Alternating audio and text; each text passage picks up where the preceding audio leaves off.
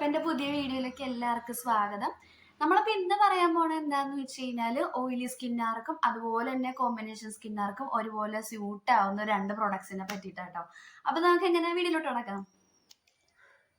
അപ്പൊ നമ്മൾ ഫസ്റ്റ് പറയാൻ പോകുന്ന പ്ലമ്മിന്റെ ഈ ഒരു ടോണറിനെ പറ്റിയിട്ടാട്ടോ. ഇത് പ്ലമ്മിന്റെ ഗ്രീൻ ടീ ടോണറാണ്.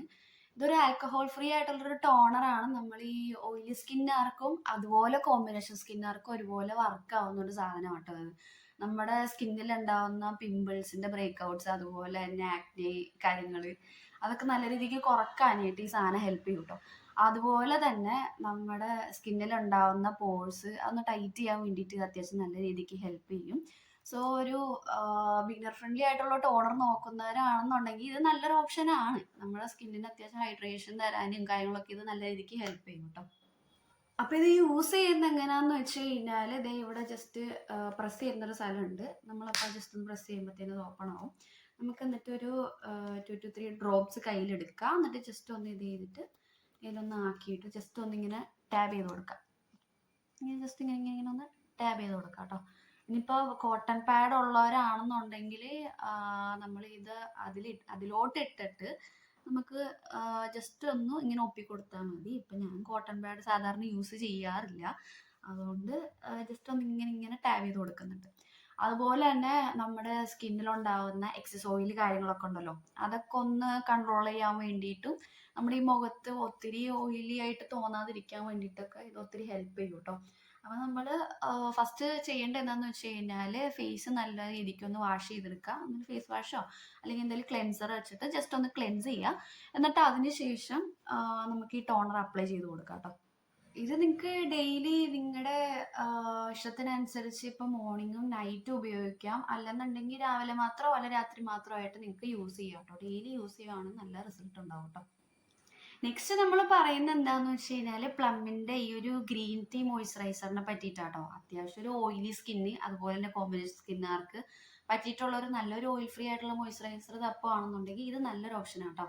പോരാത്തതിന് നമ്മുടെ മുഖത്തുണ്ടാകുന്ന പിമ്പിൾസ് ആക്നെ കാര്യങ്ങളൊക്കെ കുറക്കാൻ വേണ്ടിയിട്ട് ഇത് ഹെൽപ്പ് ചെയ്യും.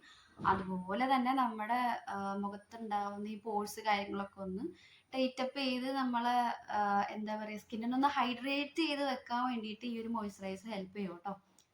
പോരാത്തതിന് ഇതിൻ്റെ അകത്ത് നൈസിനമൈഡ് ഉണ്ട്, അതുപോലെ തന്നെ ഹൈലറോണിക് ആസിഡും ഉണ്ട്.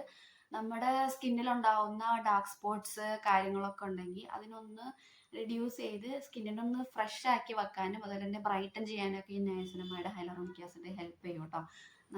അപ്പൊ ടോണർ യൂസ് ചെയ്യുന്നവരാണെന്നുണ്ടെങ്കിൽ ജസ്റ്റ് ഒന്ന് ടോൺ ചെയ്തതിന് ശേഷം മാത്രം ഇത് യൂസ് ചെയ്യാം കേട്ടോ. അല്ലെങ്കിൽ കുഴപ്പമൊന്നുമില്ല, മോയ്സ്ചറൈസർ അത് യൂസ് ചെയ്യുന്നത് വെച്ചാൽ വലിയ കുഴപ്പമൊന്നുമില്ല. അപ്പൊ ഞാനിത് ഓപ്പൺ ആക്കിയിട്ടുണ്ട്. ജസ്റ്റ് ഒന്ന് പ്രസ് ചെയ്യുന്നുണ്ട്. നമ്മൾ ഇത്രയും ഭാഗമാണ് എടുക്കുന്നത്. നമ്മൾ അത്ര എടുത്തിട്ട് ജസ്റ്റ് ഒന്ന് ഒരു ഡോട്ട് പോലെ അവിടെയൊക്കെ ഒന്ന് ഇട്ട് കൊടുക്കുക ഫേസിൽ.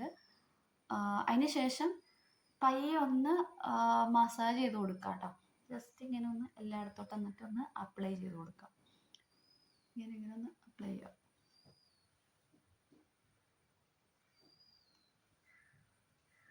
നെക്കിലും അപ്ലൈ ചെയ്യാൻ മറക്കരുത്. നമ്മൾ എന്ത് സാധനം ചെയ്യുമ്പോഴും നമ്മുടെ നെക്കിലും കൂടെ ഒന്ന് അപ്ലൈ ചെയ്യാനായിട്ട് ശ്രദ്ധിക്കുക.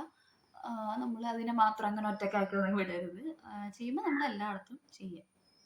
ഇപ്പം നമ്മൾ മോയ്സ്ചറൈസർ ഇട്ട് കഴിയുമ്പോഴത്തേനും നമ്മുടെ സ്കിന്നിലുണ്ടാകുന്ന പോഴ്സിനെ കുറക്കും, അതുപോലെ തന്നെ പിമ്പിൾസിനെയൊക്കെ ഒന്ന് കുറച്ചിട്ട് നമ്മുടെ സ്കിന്നൊന്ന് സോഫ്റ്റ് ചെയ്യാനായിട്ടൊക്കെ ഇത് ഹെൽപ്പ് ചെയ്യും കേട്ടോ. ഇതിൻ്റെ മെയിൻ ഇൻഗ്രീഡിയൻ്റ് എന്ന് പറഞ്ഞു കഴിഞ്ഞാൽ ഗ്രീൻ ടീ ആണ്.